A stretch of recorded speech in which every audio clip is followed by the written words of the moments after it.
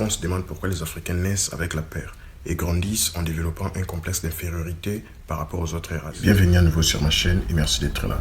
C'est un réel plaisir de vous avoir à nouveau sur ma chaîne pour en discuter d'un sujet un peu plus particulier. Une réalité paradoxale qui traverse l'Afrique pendant des siècles est peut-être plus complexe pour nous amener jusqu'à la réponse. C'est pourquoi aujourd'hui nous essayerons de trouver la réponse par la science, précisément par la biologie.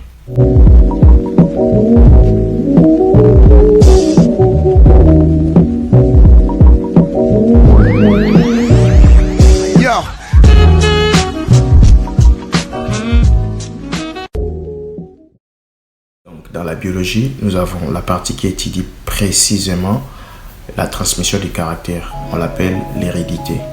Et nous constatons dans cette étude, quelque part dans l'hérédité, il est écrit que ces transmissions du caractère sont faites d'une génération à l'autre et ils apparaissent dès la naissance. Ils sont dits innés. Et toujours dans l'hérédité, nous avons ce qu'on appelle les caractères acquises.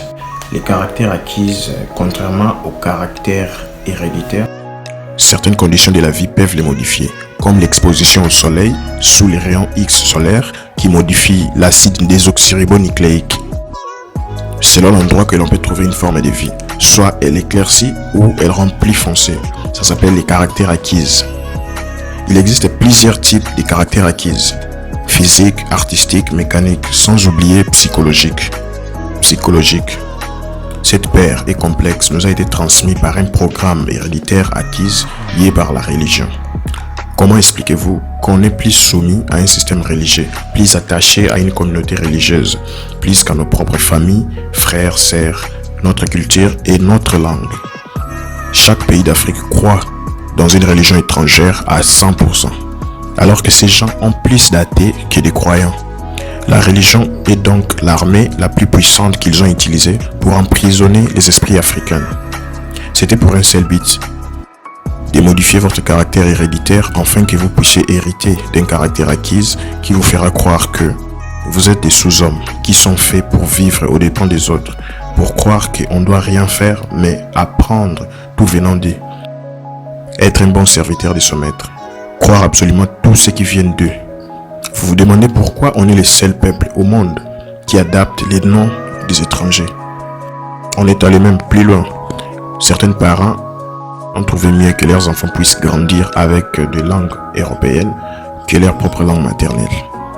Les chaînes qui emprisonnent l'Afrique est précisément la religion. Il est grand temps de se poser des questions.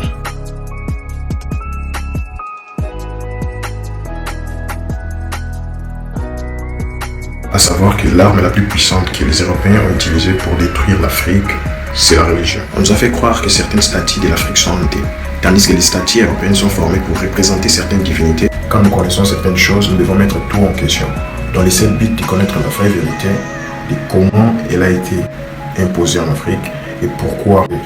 Peut-être que les chaînes qui lient l'Afrique est plus près que vous le pensez.